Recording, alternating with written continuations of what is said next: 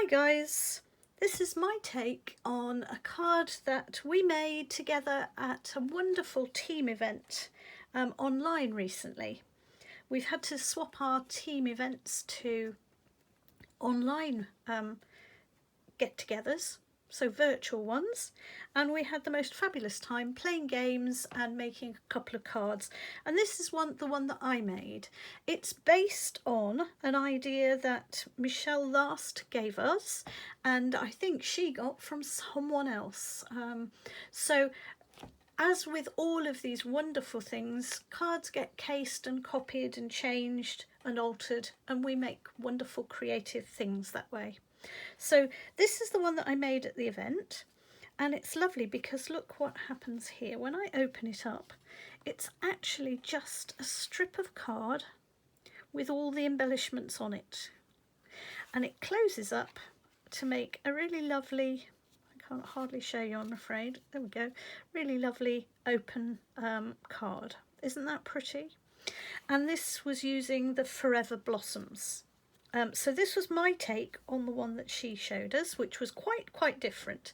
And I thought it would be nice to show you this, so you've got time to have a look at it and have a think about how it's made. And then I'm going to show you a different one, but using the same technique. So under here, I've got another one. Let me see if I can get this off without knocking everything off. Oh, I managed it, hooray. So this is the one I'm going to use today. And this one, instead of using the Forever Blossoms, is going to use the Healing Hugs, which I think is a lovely one. And as I have a husband that's just come out of hospital and is about to go back in again in a couple of weeks' time, I thought it was rather lovely. I've been looking at these sentiments and thinking they were nice. Wishing you a quick and complete recovery. Sending you healing vibes. I like that one because sometimes, you know, people aren't going to recover or whatever. And so we're sending healing vibes. I'm hoping husband is definitely going to recover because he's just going in for kidney stones, which are painful, but hopefully not too much of a problem. And there's a get well card and all sorts of things. So this is the set I've used, and already I've made up all the pieces for you. So rather than you watch me stamp this time, just for a change, I've got everything done up front. So I have done 2 of these wonderful roses. And these are marvellous roses because look how beautiful the detail are. That is just a stamped image. I've not worked on that or done any extra work to it. All I've done is stamped it once with a rubber stamp, and I have then just, yes it is a rubber one, I was just double checking on the back, and I've then just fuzzy cut it with my snips. So I've made 2 of those in crushed curry, and I've used mint macaron for 2 sets of these leaves, and again they have this wonderful texturing on. I love these. Kind of gives you everything you need all in one stamp. And then I've got 3 of this leaflet here, which is a collection of leaves on a stalk, which is equally lovely. And then I've used the Get Well Soon from here in Smoky Slate. And I've also used these little crosses, which are lovely for texturing something, to just randomly stamp across this piece of card, which I'll show you the dimensions for in a minute, just randomly stamped to give me a feeling of texture. Okay, so that's how I've used the Healing Hugs. And these are the quantities and the sizes you will need. You'll need, in Smoky Slate, if you're going to do the same colourway as me, a 6" by 4" piece of card.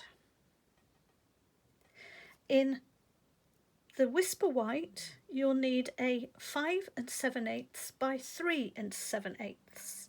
And I know sometimes people get all confused and muddled up with 8ths and 16ths, but I'm just going to tell you, I'm going to bring my trimmer here. Right, if I'm going for the 6". So here's the 6" piece for my grey. I just want the piece underneath, if I bring in the pink to show you, look, I just want this piece to be a tiny bit smaller. I just want a little tiny little smart line down all the way around. So all I'm going to say is you go to the 6 and you count back 2 spaces. And that gives you 2/16 smaller.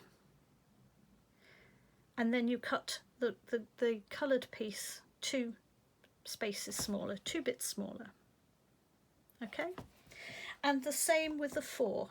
So when you get to the 4, you just count back 1, 2 spaces and you cut at that point there.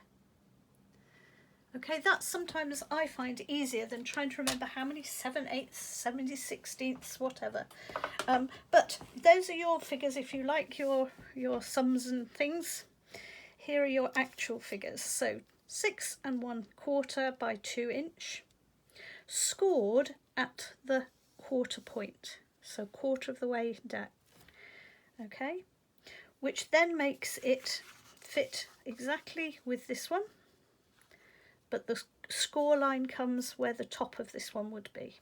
Okay, and then the last one is 5 7/8 by 1 7/8, or again 2 bits smaller than that one, this part of that one. Then you're going to need a sentiment, and you can cut that out square or circular or however you wish. On this one I did it with 2 punches, so I did a great big 2-inch punch and then the really nice, no, I didn't do it with punches, sorry, I did it with dies. So I did it with a die cut, and then we had that lovely pretty edge. I think I used the circle die cuts for that.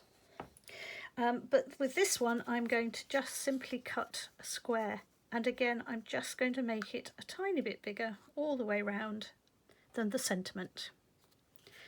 Okay, so let's just do a little bit of sticking. So the first thing I'm going to do is I'm going to stick the sentiment onto its background. Oh, I would if I could get the ink to the glue to flow. Come on, glue, off you go. Here it comes. Okay, so I'm just going to go around the very edge, give it a little teeny bit in the middle so it'll lie nice and flat. And I'm just going to, the reason I'm using this wet glue is because it just allows me a couple of seconds to just wiggle it about and get it nice and straight. Okay, now I'm going to take this piece, which remember I just added some sort of texturing with the stamp on. Now you could use an embossing folder and give it some texture that way. That would be equally nice, but it just needs a little bit of something to give it a background. You could also, I suppose, use one of our really nice designer series papers to give it some background too. Okay, and this goes on in this section here. We don't want to go over that scored line. And again, because I'm using the wet glue, it's got a bit of wriggle time. I can just wriggle it about, and I want to just fold that over. So again, it just has the little edge all the way around. Okay, and we're going to do the same with this one, but before we stick this in place to here, we've got to think about the mechanism of the card. And what we're going to do is we're going to make this flap here. Okay, and to make this flap here, we take this piece and we tuck it in behind the white one. Okay, so all I need to do is on the back of here. Okay, so on the back of there, I need to tuck it in there, like that. And now I just need to push it up a tiny little bit, right, which is an odd thing to say, but what I want, if I show you, I just want a tiny bit sticking out the top, and then I'm going to stick it really thoroughly. Okay, and now I'm going to stick this to the, I think my glue is just about to run out. Let's cross your fingers and hope it keeps going. I might have to use a bit of extra tear tape. I think we might just swap it across for another one. Let's see if this glue's a bit better. I've got several glues on the go. Just give me one moment whilst I just get this glue from my bag. There we go, we've got a new glue from the bag. Sorry about that. Ooh, this one's going absolutely mad in comparison. Right, woo. Okay, and we're going to stick this down onto here. And can you now see the reason why I just scooted that up a little bit? Because what I wanted to happen, I'm trying to make this so you can see, is I wanted that to be between there and there. Nice and central, but also just lifted up a bit from the bottom edge. Okay, now I'm going to decorate it. So what I'm going to do is just add my get well soon message. And really and truly, the lovely thing with this is you can decorate it however you like, but you have to just not do what I've just done. So don't do as I say, do as I, or whatever it is. Don't do as I do, do as I say. Right, I'm just pushing that off there because I forgot that this is going to go overlapping that edge. And we don't want, oh, I'm making a mess of this. Let's just get this off, hold on. There we go. We don't want that to overlap, so I'm just going to take that off with my finger. Okay, so we've just got to be aware that you don't want to stick it down to there. And likewise, when we're putting these in, I only want to do this corner. So now I've got my act together and thought about it, I must make sure I don't put glue on this piece because I want this to come across here. I want it just to still be in the edge of the card because otherwise it won't fit in the envelope. And I want this one here. So again, I need to just glue this piece here. And whilst it's all still nice and wet, because it is wet and we have used wet glue, I'm going to just add a little bit of glue to the bottom and the top of that and pop it in underneath. And I quite like to do this once I've sort of stuck it down. I'm going to put that one up there. It just gives you a few more minutes just to... Now I'm only going to put it on this side of this one because I want this one to stick right out across there. I think we might put this one on this one. Just tuck it under this corner. And you can do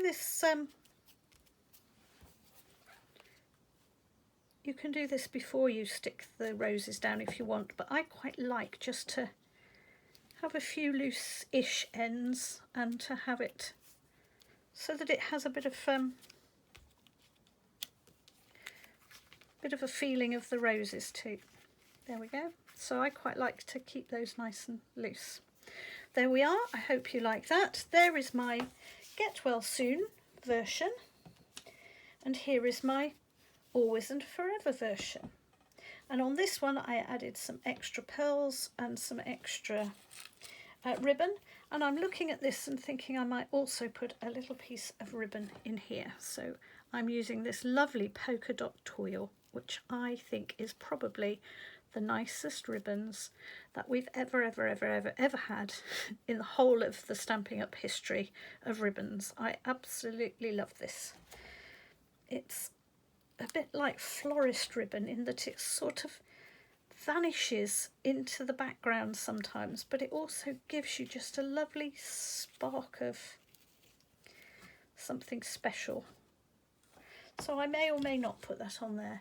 I think the jury's still out as to whether actually it gets in the way. Even though I've said it's lovely ribbon, maybe I'll put it at the top. Yeah, I think that's what I will do.